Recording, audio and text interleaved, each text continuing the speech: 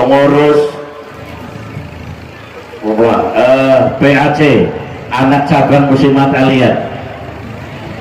Semoga beliau-beliau diberi hidayah oleh Allah Subhanahu wa Ta'ala, Muslimat semakin jaya.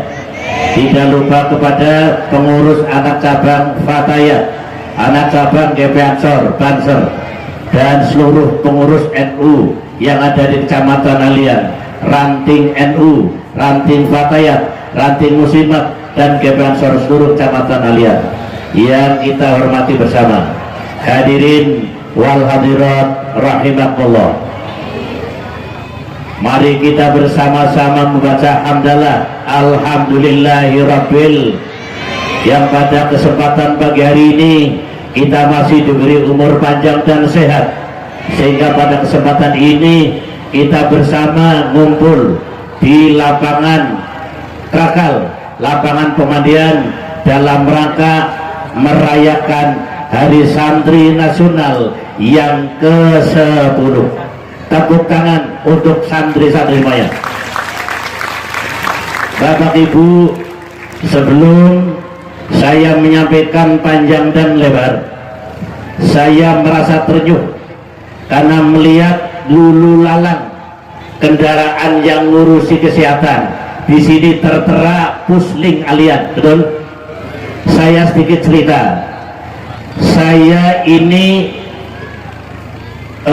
orang yang ya mungkin berkali-kali ke Tanah Suci. Kondisi Tanah Suci jika kita bandingkan di Indonesia, satu contoh, setiap hari situasi Masjidil Haram tidak kurang dari 1 juta manusia di setiap harinya. Tetapi ketika jamaah yang ada di Masjidil Haram, jamaah haji maupun umroh, ketika akan mencari puskesmas istilah di Indonesia, kalau di sana klinik kesehatan, mustasfa, di sana sangat kesulitan.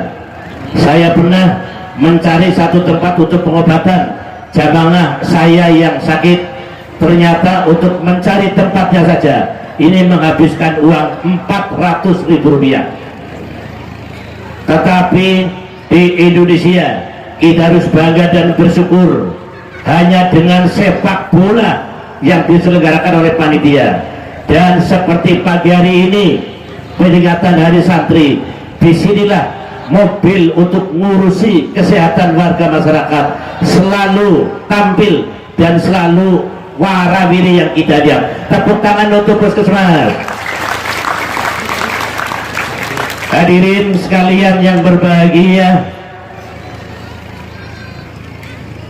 resolusi jihad tanggal 22 Oktober 1945 yang lalu ini isinya ada 2 isi pokok. Yang pertama adalah melawan penjajah, betul? Yang kedua adalah mempertahankan kemerdekaan negara Republik Indonesia. Ini dulu. Bagaimana untuk santri-santri sekarang? Bagaimana untuk kiai-kiai sekarang? Karena kita tidak berhadapan dengan Belanda, kita tidak berhadapan dengan senjata. Apa yang harus kita lakukan saat-saat ini? Para Bapak Ibu hadirin sekalian, kita semua ingat, kita santri berkewajiban untuk melawan penjajah. Kita semua tahu akhir-akhir ini kami merasakan, santri merasakan, juga terkadang saya merasa khawatir karena mayoritas sejak anak-anak TK sampai dengan kakek-kakek setiap jam bahkan setiap menit bergelut dengan yang namanya HP, betul? Di dalam HP di sana nampaknya ini ada hal-hal yang sangat negatif.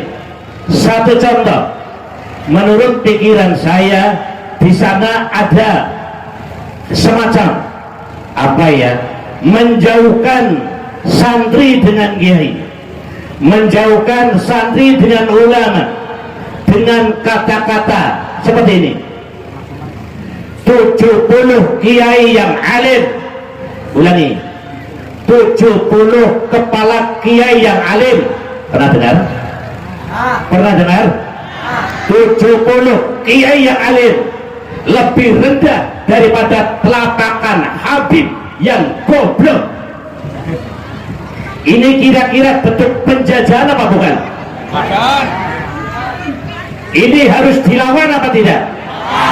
Ini adalah bentuk memisahkan antara santri dengan kiai. Saya berpikir 20 tahun 30 tahun ke depan ini santri Indonesia tidak mau belajar, tidak mau ngaji dengan kiai-kiai pribumi.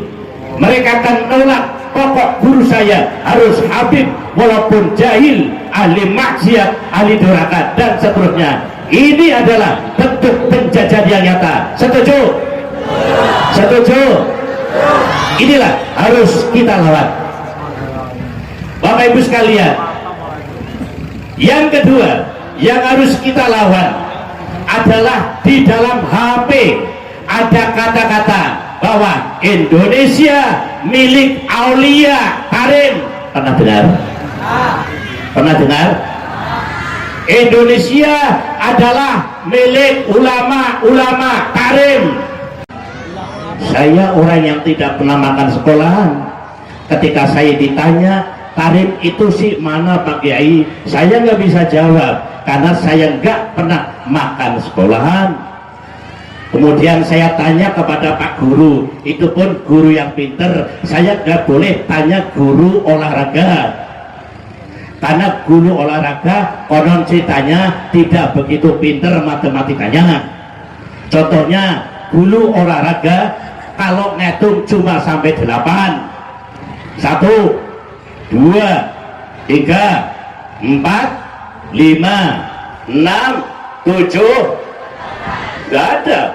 Guru rakyat 9, 10, 11, 12. Lah ini lebih dari ini tukang fotografer cuma bisa ngitung sampai 3, 1, 2, 3. Ini fotografer. Saya tanya pada Pak Guru, ada yang tanya Tarim itu mana? Jawab Pak Guru, Pak Kiai, Tarim adalah sebuah kota kecil yang ada di provinsi Hadramaut, Yaman.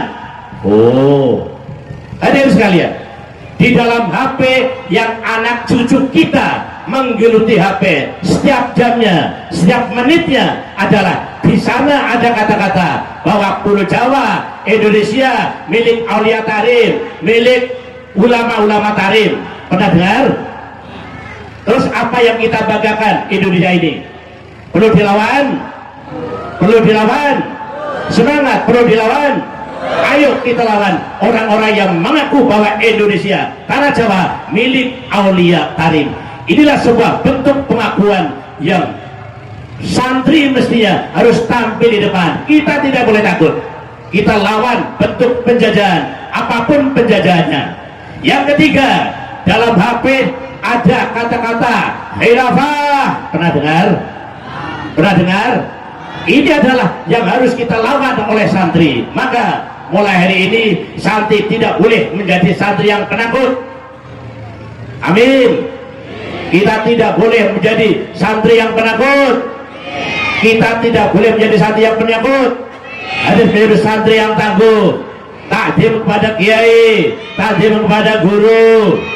Semoga kalian semuanya menjadi santri yang akhlakul karimah untuk menciptakan Indonesia ini menjadi baldatun thayyibatun wa rabbun ghafur. Sekian, wassalamualaikum warahmatullahi wabarakatuh.